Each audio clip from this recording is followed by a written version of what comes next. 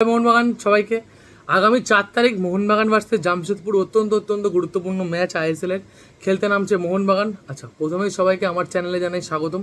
যারা ইউটিউব থেকে দেখছে তারা অবশ্যই চ্যানেলটাকে সাবস্ক্রাইব করে, যারা ফেসবুক থেকে দেখছে তারা অবশ্যই চ্যানেলটাকে ফলো করো।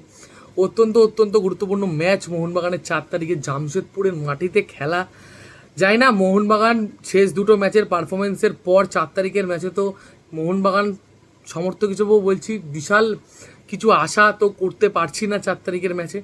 কিন্তু দেখো, অ্যাজ এ সমর্থক সবসময় চাই আমাদের দল জিতুক, কিন্তু যেহেতু ম্যাচটা অ্যাওয়ে ম্যাচ, জামশেদপুরে খেলা অত্যন্ত টাফ ম্যাচ হয়ে চলেছে মোহনবাগানের সামনে।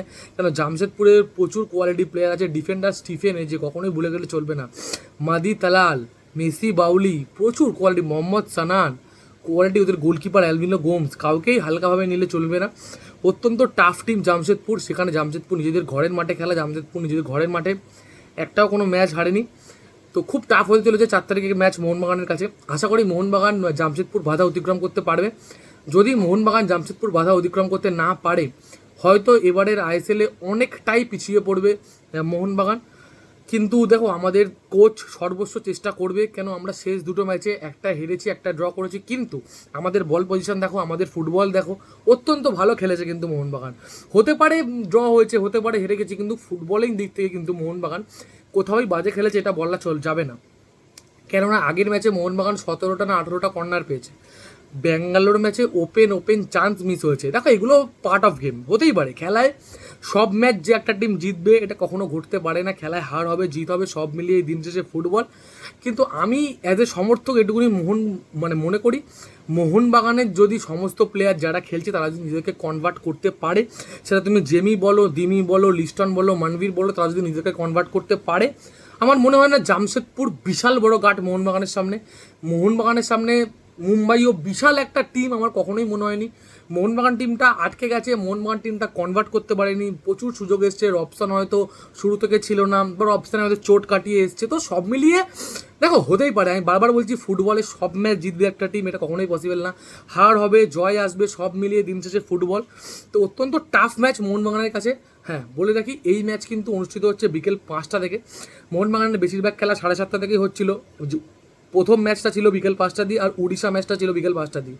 তাছাড়া 7:30 থেকে ম্যাচ ছিল, সেখানে আবার বিকেল 5টা দিয়ে ম্যাচ। জামশেদপুরের মাটিতে খেলা, এটা সব থেকে টাফ ব্যাপার। আশা করি সেই সব বাধা অতিক্রম করে একসাথে কাঁধে কাঁধ মিলিয়ে আমরা এগিয়ে যাব, সব বাধার পাহাড় পেরিয়ে আবার ভারত সেরা হব।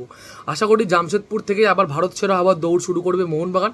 কিন্তু বারবার বলছি, জামশেদপুর টিমটাকে কখনোই হালকাভাবে নিলে চলবে না। জামশেদপুর প্রচুর কোয়ালিটির টিম, প্রচুর কোয়ালিটি প্লেয়ার আছে। মাঝ মাঠে 15 হালদারের মতো ডিফেন্ডার আছে, ব্লকার আছে।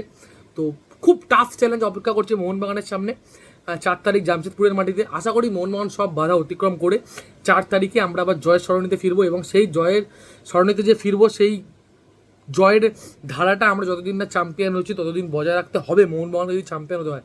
কেন দেখো, আর মোটে 5টা ম্যাচ হয়ে গেছে, 8টা মতো ম্যাচ পড়ে আছে, তো সুযোগ আসবে না বেশি। তো যেটুকুনি এসছে না কেন, সেটা দিয়ে কনভার্ট করে ম্যাচ বার করে নিয়ে চলে যেতে হবে মোহনবাগানকে। তাহলে দেখা যাক 4 তারিখে কী করে।